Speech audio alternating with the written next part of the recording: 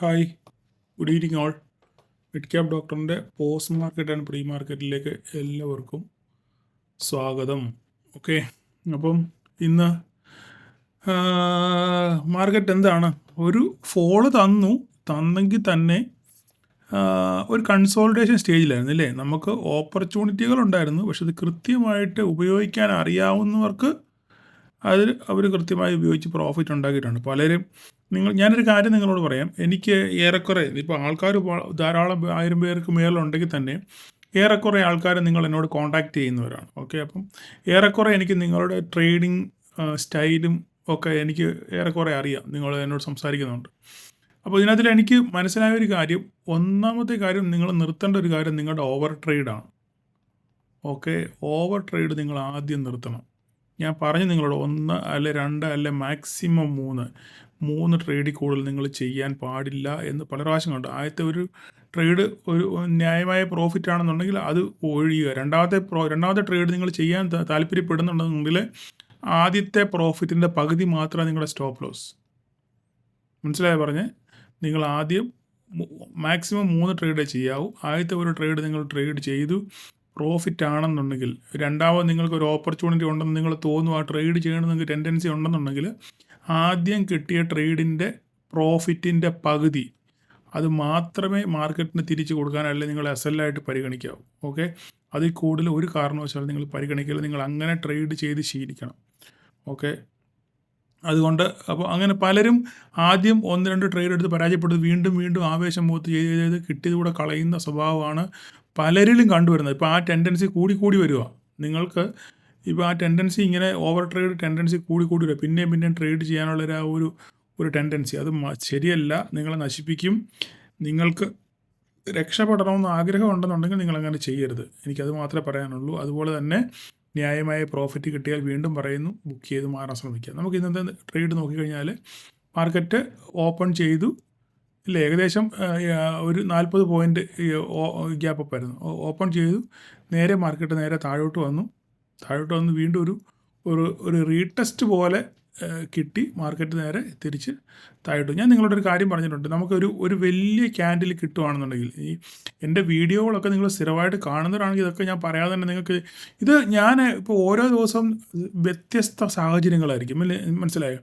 ആ സാഹചര്യങ്ങളിലൊക്കെ നമ്മൾ എങ്ങനെ ട്രേഡ് ചെയ്യാൻ പഠിക്കുമെന്നുള്ളത് സ്ഥിരമായി നിങ്ങൾക്ക് എന്നെ വീഡിയോ കാണുമ്പോൾ മനസ്സിലാകും. നിങ്ങൾ നോക്കി, ഞാൻ പ്രത്യേകം ഒരു കാര്യം പറഞ്ഞിട്ടുണ്ട്. നമുക്കൊരു വലിയൊരു മർബോസോ അല്ലെങ്കിൽ വലിയൊരു ക്യാൻഡിൽ കിട്ടിക്കഴിഞ്ഞാൽ ഏതെങ്കിലും സൈഡിലോട്ട്, ഒന്നുകിൽ മുകളിലോട്ടോ അല്ലെങ്കിൽ താഴോട്ട്, ഏതെങ്കിലും സൈഡിലോട്ട് കിട്ടിക്കഴിഞ്ഞ് കഴിഞ്ഞാൽ ഈ ക്യാൻഡിലിൻ്റെ അപ്പോൾ ഇതൊരു ട്രെൻഡാണ് ഇല്ലേ. ഇപ്പോൾ താഴോട്ടാണെന്ന് വിചാരിച്ചു, ഇത് റെഡ് ക്യാൻഡിലാണെന്ന് വിചാരിച്ചു, അപ്പോൾ ഇത് താഴോട്ടാണ്. അങ്ങനെയാണെന്നുണ്ടെങ്കിൽ നമ്മൾ എന്താ മനസ്സിലാക്കുന്നത്? മാർക്കറ്റ് താഴോട്ട് വരാനുള്ള സാധ്യതയുണ്ട്.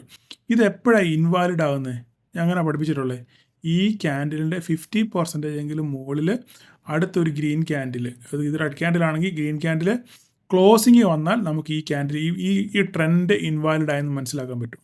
അല്ലാത്തടത്തോളം കാലം നമുക്ക് അവിടെ ആ ഒരു ട്രെൻഡ് ഉള്ള സാധ്യതയുണ്ട്. അപ്പോൾ നമ്മുടെ സ്റ്റോപ്പ് ലോസ് ഏകദേശം ഈ ഏരിയ ആയിരിക്കണം ഇല്ലേ. ഇപ്പോൾ നമ്മൾ ഇവിടെ അത് വെച്ച് ട്രേഡ് പല രീതികളിൽ ട്രേഡ് എടുക്കാം. അപ്പോൾ ഞാൻ ഇതെല്ലാം ഒന്നും പറയാൻ പറ്റത്തില്ല. പക്ഷെങ്കിൽ നമ്മൾ ഓരോ ദിവസം ഇങ്ങനെ ഓരോരോ സാഹചര്യങ്ങളോട് കടന്നു പോകുമ്പോഴാണ് ഓരോരോ കാര്യങ്ങൾ പറയുന്നത്. അപ്പോൾ ഇവിടെ നോക്കിക്കേ, നല്ലൊരു റെഡിഷ് ക്യാൻഡിൽ വന്നില്ലേ, ഒരു റെഡ് ക്യാൻഡിൽ ഫസ്റ്റ് ക്യാൻഡിൽ ഫോമായി. അപ്പോൾ തന്നെ മനസ്സിലായി മാർക്കറ്റ് താഴോട്ട് വരാനുള്ള സാധ്യതയാണ് ഉള്ളതെന്ന് മനസ്സിലായി. ഓക്കെ, എങ്കിൽ നമുക്കൊരു ട്രേഡ് ഇല്ല. ഒന്നുകിൽ ഇവിടെ റിസ്കി ട്രേഡ് എടുത്തവർക്ക് ഓക്കെ, അല്ലാത്തവർക്ക് നമുക്ക് ട്രേഡ് ഇല്ല. ഞാൻ പറഞ്ഞു ട്രേഡ് ചെയ്തതിന് താഴെ മാത്രമേ നമുക്കുള്ളൂ അല്ലേ. നോക്കൂ, ഇവിടെ ഇനി എക്സ്പീരിയൻസ്ഡ് ട്രേഡർക്ക് പറയാം, അല്ല എന്നെ സ്ഥിരമായിട്ട് ഫോളോ ചെയ്തവർക്കോട് ഞാൻ പറയാം. ഒരു റെഡിഷ് ക്യാൻഡിൽ വീണു, അതിന് ശേഷം മാർക്കറ്റ് പതുക്കെ താഴോട്ട് വന്നു അല്ലേ. അതിനുശേഷം ഒരു വലിയ ഗ്രീൻ ക്യാൻഡിൽ കിട്ടി. അപ്പം നമ്മൾ നോക്കിക്കഴിഞ്ഞാൽ ഞാൻ പറഞ്ഞപ്പോൾ നമ്മുടെ ആ ഒരു സ്ട്രാറ്റജി എന്തുവാ, അല്ലെങ്കിൽ നമ്മുടെ ആ നിയമം എന്താണ്?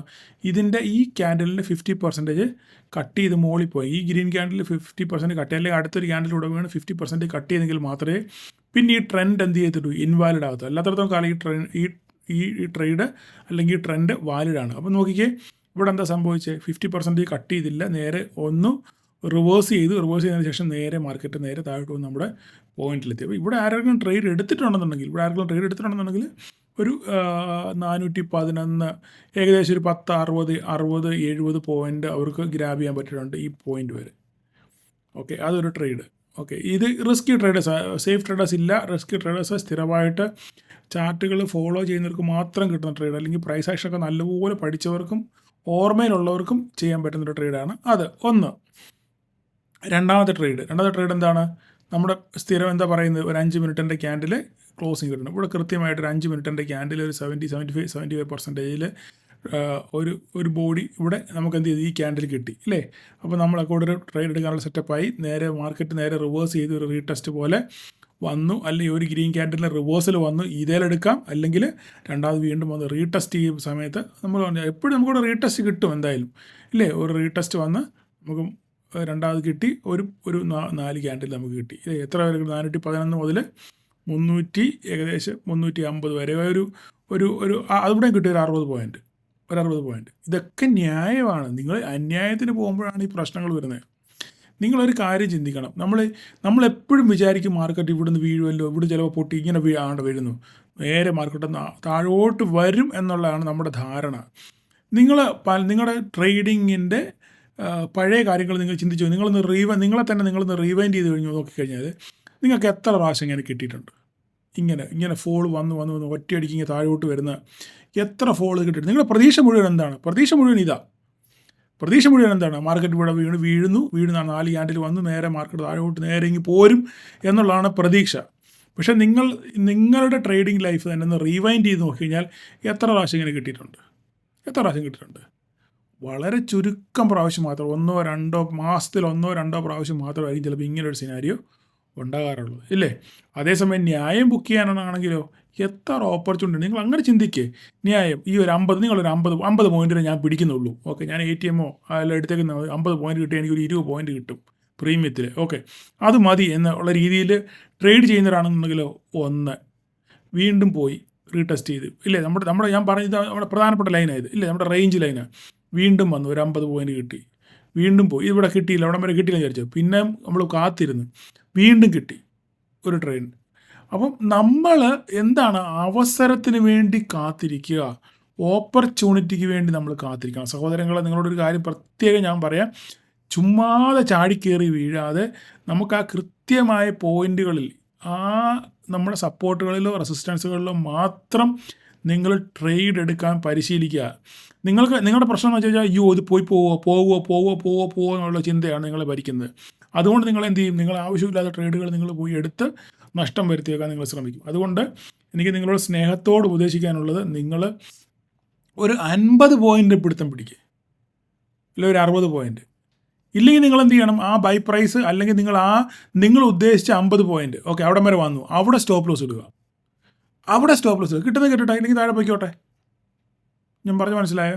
നിങ്ങളിപ്പോൾ ഇവിടെ ഒരു ട്രേഡ് എടുത്തു. ഓക്കെ, ട്രേഡ് എടുത്തു, നിങ്ങൾ അന്ധമായിട്ട് കയ്യിൽ പിടിച്ചുകൊണ്ടിരിക്കുകയാണെന്നുണ്ടെങ്കിൽ, ഇങ്ങനെ താഴോട്ട് വരുന്നുള്ള രീതി പിടിച്ചുകൊണ്ടിരിക്കുകയാണെന്നുണ്ടെങ്കിൽ നിങ്ങളുടെ സ്റ്റോപ്പ് ലോസ് അടിക്കുക, അല്ലെങ്കിൽ നിങ്ങൾക്ക് നഷ്ടം വരും ഇല്ലേ. അല്ലെങ്കിൽ നിങ്ങൾക്ക് ഡിക്ക് വന്നു തീരും. അതിന് പകരം നിങ്ങൾ എന്താ ചെയ്യേണ്ടത്? നിങ്ങൾ ഇപ്പോൾ 50 പോയിൻറ്റ്, ഞാൻ 50 പോയിൻറ്റ്, എൻ്റെ പോയിൻറ്റ് ഇന്ന് 50 പോയിൻറ്റ് കിട്ടിയാൽ ഞാൻ പിന്മാറും എന്ന് തീരുമാനിക്കുന്നവർക്ക് ഇവിടുന്ന് ഇവിടം വരെ കിട്ടിയ 60-65 പോയിൻറ്റോളം ഉണ്ട്. നിങ്ങൾ എന്ത് ചെയ്യണം? നിങ്ങളുടെ 50 പോയിൻറ്റിന് നിങ്ങളുടെ സ്റ്റോപ്പ് ലോസ് ഇടുക. അടിക്കുന്നെങ്കിൽ അടിച്ചോട്ടെ, കൃത്യമായിട്ട് അടിച്ചു പോയി, ഇതാ നോക്കുക, കണ്ടോ, അടിച്ചു പോയി, മതി, നമുക്ക് നഷ്ടമില്ലല്ലോ. നമുക്കെപ്പോഴും ഞാൻ നിങ്ങളോട് എപ്പോഴും പറയുന്നുണ്ട്, ലാഭത്തിനേക്കാൾ ഉപരി നഷ്ടം വരാതിരിക്കുക എന്നുള്ളതാണ്. ലാഭം വേണ്ട, നമുക്ക് നഷ്ടത്തെ ഒഴിവാക്കുക. നഷ്ടം എങ്ങനെയെങ്കിലും ഒഴിവാക്കി കഴിഞ്ഞാൽ ലാഭം തന്നെ വന്നോളൂ. ഇതൊക്കെ പലർക്കും ഇതിനോട് വിയോജിപ്പുണ്ട്. പക്ഷെ ഞാൻ നിങ്ങളോട് തീർത്ത് പറയുന്നു, നിങ്ങൾ ലാഭത്തിൽ ശ്രദ്ധയൂന്നാതെ നിങ്ങളുടെ നഷ്ടം വരാതെ, വീണ്ടും പറയുന്നു, നഷ്ടം വരാതെ നിങ്ങൾ ട്രേഡ് മാനേജ് ചെയ്യാൻ പഠിക്കുക. അങ്ങനെയാണെന്നുണ്ടെങ്കിൽ നിങ്ങൾക്ക് ചിലപ്പോൾ 5 പ്രാവശ്യം നിങ്ങളിങ്ങനെ നഷ്ടം ബരാബർ കോസ്റ്റ് അല്ലെ നഷ്ടം വരാതെ ശ്രമിച്ചു കഴിഞ്ഞാൽ ചിലപ്പോൾ 6-ാമതോ 7-ാമതോ ഒരു ട്രേഡ് നിങ്ങൾക്ക് കിട്ടും. ആ ട്രേഡ് നല്ല ഏറ്റ ട്രേഡായിരിക്കും. മനസ്സിലായോ? ഒരു പക്ഷേ നിങ്ങളുടെ 50 പോയിൻറ്റ് സ്റ്റോപ്പ് ലോസ് ഇട്ടിട്ട് ചിലപ്പം ഈ മാർക്കറ്റിങ് താഴോട്ടേക്ക് പോകുമായിരിക്കും. അങ്ങനെയാണ് നിങ്ങൾക്ക് ഇത് കിട്ടിയില്ല, നഷ്ടമൊന്നുമില്ലല്ലോ, നമുക്കൊന്നും നഷ്ടപ്പെടാനില്ല.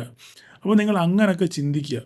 ഓക്കെ, അല്ലാതെ നിങ്ങൾ അന്ധമായിട്ട് ഒരു കാരണവശാലും കയ്യിൽ പിടിച്ചുകൊണ്ടിരിക്കരുത് എന്ന് ഞാൻ വീണ്ടും നിങ്ങളെ ഓർപ്പിക്കുന്നു. അവിടെ കൊണ്ട് അത്ര ഉപദേശം കൊണ്ട് ഞാനത് നിർത്തുക. എനിക്ക് പറഞ്ഞ് തൊണ്ടയിലെ വെള്ളം പറ്റി, എനിക്ക് തന്നെ എന്നോട് നാണക്കേട് തോന്നും.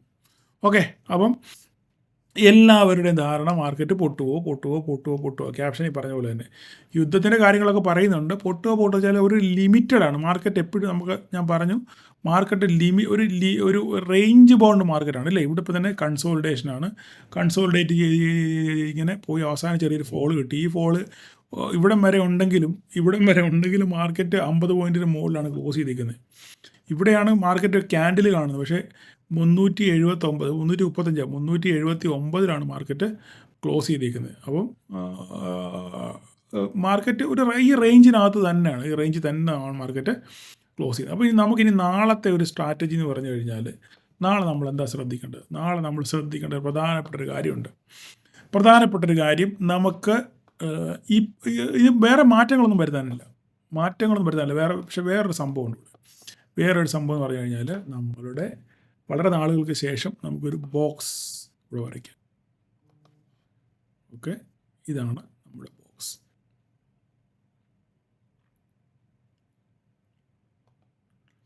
ഈ ബോക്സ് ഓടിക്കേണ്ടത് നോട്ടെ,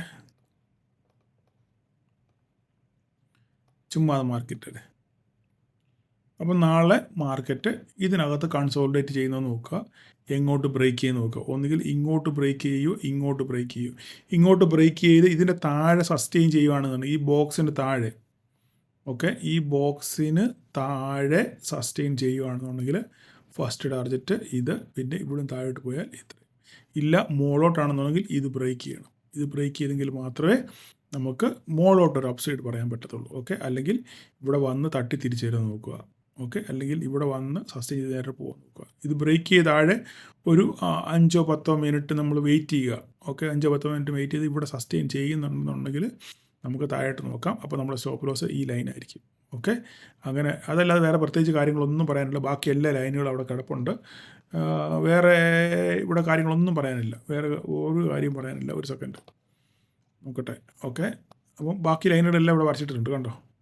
ഓക്കെ, അപ്പം ഈ പ്രധാനപ്പെട്ട ഈ ഒരു ബോക്സ് ശ്രദ്ധിച്ചതിന് ശേഷം ഇത് ബ്രേക്ക് ചെയ്തായിട്ട് വരുന്നത് നോക്കുക. ഇല്ലെങ്കിൽ ഇത് മുകളിലോട്ട് ബ്രേക്ക് ചെയ്ത് നോക്കുക. ഇത്ര മാത്രമേ ഉള്ളൂ. അടുത്ത ബാങ്ക് നിഫ്റ്റിയിൽ കൃത്യമായി നമ്മുടെ ലെവലുകളെല്ലാം റെസ്പെക്റ്റ് ചെയ്തു. ഞാൻ ഇവിടെ എത്തിയപ്പോൾ നിങ്ങളോട് പറഞ്ഞു, ഇവിടെ എത്തിയപ്പോൾ പറഞ്ഞു മുട്ടാൻ നോക്കിയിരിക്കേണ്ട, നിങ്ങൾ പ്രോഫിറ്റ് ഉള്ളവർക്ക് നിങ്ങൾക്ക് പ്രോഫിറ്റ് ബുക്ക് ചെയ്യാമെന്ന് പറഞ്ഞു. പിന്നെ അതിന് ശേഷം ഇവിടെ കുറേ നേരം കൺസോൾട്ടേറ്റ് ചെയ്ത് വീണ്ടും ഒരു പോർട്ടൽ തന്നെങ്കിൽ ഇവിടം വരെ വന്നെങ്കിലും മാർക്കറ്റ് എത്രയാണ്, ഈ 54,271 ക്ലോസ് ചെയ്തത്. 100 പോയിൻറ്റ് മുകളിലാണ് മാർക്കറ്റ് ക്ലോസ് ചെയ്തിരിക്കുന്നത്. ഓക്കെ, അപ്പം ഇവിടെയും പറയാനുള്ളത് ഈ 2 ലൈന്, വേറെ മാറ്റങ്ങളൊന്നും വരുത്താനില്ല, ഒരു മാറ്റം വരുത്താനില്ല.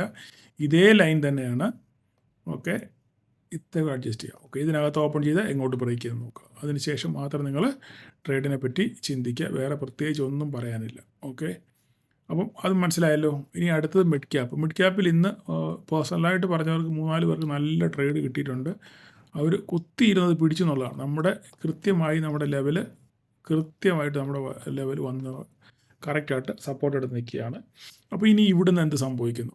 ഓക്കെ, ഇവിടെ ഇതിനെ പ്രത്യേകിച്ച് പറയാനുള്ള വെച്ചാൽ ഞാൻ വെരി ഹ്യൂജ് പ്രീമിയം ആയതുകൊണ്ടാണ് ഇതിനെപ്പറ്റി ഒന്നും സംസാരിക്കാത്തത്. ഓക്കെ, ഇനിയിപ്പോൾ ഇവിടെ സസ്റ്റെയിൻ ചെയ്യുന്നോ, ഇതൊരു മേജർ ലൈനാണ്. ഇവിടെ നേരെ തിരിച്ചു പോകുന്നോ, താഴോട്ട് വരുന്നു, ഇത് മാത്രം നോക്കിയിട്ട് മാത്രം ട്രേഡ് എടുക്കുക. ഇവിടെ താഴോട്ട് വരുവാണെന്നുണ്ടെങ്കിൽ സ്റ്റോപ്പ് ലോസ് ഈ ലൈനായിരിക്കണം. മേലോട്ട് പോവുകയാണെങ്കിലും സ്റ്റോപ്പ് ലോസ് ഈ ലൈനായിരിക്കണം. ഓക്കെ, അപ്പോൾ ഇത്രയും കാര്യങ്ങൾ പ്രത്യേകിച്ച് പറയാനുള്ളൂ. പിന്നെ ഇന്ന് ഞാൻ 2 കോഫോർജും ഇൻഡ് ഹോട്ടലിൻ്റെയും കാര്യം പറഞ്ഞിരുന്നു. കോഫോർജ് രാവിലെ ഓപ്പൺ ചെയ്തതിന് ശേഷം വീണ്ടും കുറച്ചുകൂടെ മുകളിലോട്ട് പോയി. പക്ഷേങ്കിൽ അതിനുശേഷം IT സെക്ടർ ടോട്ടലി ഡൗൺ ആയിരുന്നു. അതിനനുസരിച്ച് എല്ലാ സാധനവും താഴെ 450 എങ്ങാണ്ട് ഇവിടെയാണ് ഓപ്പൺ ചെയ്തത്. ഓക്കെ, ഇവിടെ ഓപ്പൺ ചെയ്തതിന് ശേഷം വീണ്ടും 864 ഏകദേശം 150 പോയിൻ്റ് ഇവിടുന്ന് മുകളിലോട്ട് പോയി. 150 പോയിൻ്റ് കൂടെ AMO ഇട്ടവർക്ക് ഇത് കിട്ടി കാണുമായിരിക്കും. അല്ലെങ്കിൽ 150 പോയിൻ്റ് മുകളിൽ പോയതിന് ശേഷം വീണ്ടും ഒരു പ്രോഫിറ്റ് ബുക്കിംഗ് വന്നു. വന്നതിന് ശേഷം നേരെ മാർക്കറ്റ് ഈ സാധനം താഴ്ത്തു വന്നു. കാരണം IT സെക്ടർ കംപ്ലീറ്റ്ലി ഡൗൺ ആയിരുന്നു. അപ്പം അതിന് അനുരൂപപ്പെട്ട സാധനം നേരെ പോടുന്നു. പക്ഷേ സൂപ്പർ ഡൂപ്പർ റിസൾട്ടാണ് ഇത്. എന്തായാലും മാർക്കറ്റിൻ്റെ സെൻറ്റിമെൻറ്റ്സ് കൂടെ നോക്കിയാകുകയാണെന്നുണ്ടെങ്കിൽ ഇത് നേരെ തിരിച്ചു പോകാനുള്ള സാധ്യതയാണ് വളരെ കൂടുതൽ. ഓക്കെ, അതുപോലെ തന്നെ ഇൻഡ് ഹോട്ടൽ നല്ല ഗംഭീര സെല്ലായിരുന്നു. രാവിലെ തന്നെ തുടക്കം തന്നെ അടിപൊളിയായിരുന്നു. ഇവിടെ ഓപ്പൺ ചെയ്ത് മേലോട്ട് പോയി. AMO എടുത്തവർക്ക് സൂപ്പറായിട്ട് നല്ല പ്രോഫിറ്റ് കിട്ടി കാണും ഇൻഡ് ഹോട്ടലിനകത്ത്. പക്ഷേ അറിയത്തില്ല. പക്ഷേ ഇതൊക്കെ വളരെ റിസ്കി ട്രേഡുകളാണ്. പ്രത്യേകിച്ച് നിങ്ങൾ സ്റ്റോക്ക് ഓപ്ഷന് ട്രേഡ് ചെയ്യുമ്പം വളരെയധികം ശ്രദ്ധിക്കണം. ഭയങ്കര ലാഭവും ഭയങ്കര നഷ്ടവും ഉണ്ടാകാനുള്ള സാധ്യത വളരെ കൂടുതലാണ്. കൃത്യമായ സ്റ്റോപ്പ് ലോസുകളൊക്കെ വെച്ചിട്ട് മാത്രമേ നിങ്ങൾ ട്രേഡ് ചെയ്യാവൂ. സ്റ്റോക്ക് ഓപ്ഷനിലൊക്കെ സ്റ്റോപ്പ് ലോസ് വെക്കുമ്പോൾ നിങ്ങളുടെ ട്രിഗർ പ്രൈസും ലിമിറ്റ് പ്രൈസും ട്രിഗർ പ്രൈസും ഉണ്ട്. ഈ പ്രൈസും ട്രിഗർ പ്രൈസും തമ്മിൽ ഇച്ചിരി ഗ്യാപ്പ് ഇട്ട് മാത്രമേ നിങ്ങൾ ചെയ്യാവൂ. അല്ലെങ്കിൽ സ്റ്റോപ്പ് ലോസ് ജമ്പ് ചെയ്ത് പോകാനുള്ള സാധ്യത വളരെ കൂടുതലാണ്. ഓക്കെ, അപ്പോൾ നിങ്ങൾക്ക് അതിനകത്തിൽ പ്രൈസും ഉണ്ട്, പിന്നെ ട്രിഗർ പ്രൈസും ഉണ്ട് ഇല്ലേ. അപ്പോൾ നമ്മൾ ഈ ട്രിഗർ പ്രൈസും തമ്മിൽ വെക്കുമ്പം നിങ്ങൾ 5 പൈസ 10 പൈസയൊക്കെ ആയിരിക്കും വെക്കുന്നത്. അങ്ങനെ വെക്കരുത് ഒരിക്കലും. നിങ്ങൾ സ്റ്റോക്ക് ഓപ്ഷനൊക്കെ ചെയ്യുകയാണെന്നുണ്ടെങ്കിൽ ഒരു 50 പൈസയൊക്കെ എങ്കിലും നിങ്ങളത് മെയിൻറ്റെയിൻ ചെയ്യണം. അല്ലെങ്കിൽ 50 പൈസ 1 രൂപയൊക്കെ നിങ്ങൾ അത് മെയിൻറ്റെയിൻ ചെയ്യണം. അല്ലെങ്കിൽ ചിലപ്പോൾ സ്റ്റോപ്പ് ലോസ് ജമ്പ് ചെയ്ത് പോകാനുള്ള സാധ്യതയുണ്ട്. അങ്ങനെ പലർക്കും സംഭവിച്ചു, നഷ്ടത്തിലേക്ക് കൂപ്പ് കുത്തിയവരുണ്ട്. അതുകൊണ്ട് എല്ലാവരോടും പറയുന്നത് സ്റ്റോക്ക് ഓപ്ഷൻസിലൊക്കെ കളിക്കുമ്പം വളരെ സൂക്ഷിച്ചും കണ്ടും മാത്രമേ നിങ്ങൾ കളിക്കാവൂ, ശ്രദ്ധിക്കാവൂ, അത് ട്രേഡ് ചെയ്യാവൂ. ഓക്കെ, അപ്പം വേറെ പ്രത്യേകിച്ചൊന്നും പറയാനില്ല. യുദ്ധത്തിൻ്റെ കാര്യങ്ങളൊക്കെ ഇങ്ങനെ നിൽക്കുന്നു. അറിയത്തില്ല, അടിക്കുമ്പോൾ പറയാം, പുലി വരുന്നതെന്ന് പറയുന്നതല്ലാതെ ഒന്നും സംഭവിക്കുന്നില്ല. ഒരു സുപ്രാതി സംഭവിക്കും. അപ്പം അന്നേരം നമുക്ക് നോക്കാം എന്ന് പറയുള്ളൂ. അതായത് തലയ്ക്ക് മീതെ വെള്ളം പൊങ്ങിയ വെള്ളത്തിന് മീതെ തോണി ഇറക്കുക എന്നുള്ളത് മാത്രമേ ഉള്ളൂ. അന്നേരത്തെ യുക്തം പോലെ നമ്മൾ കാര്യങ്ങൾ ചെയ്യും. അപ്പം നാളെ എല്ലാവർക്കും ഒരു പ്രോഫിറ്റബിൾ ഡേ ആശംസിക്കുന്നു. Thank you.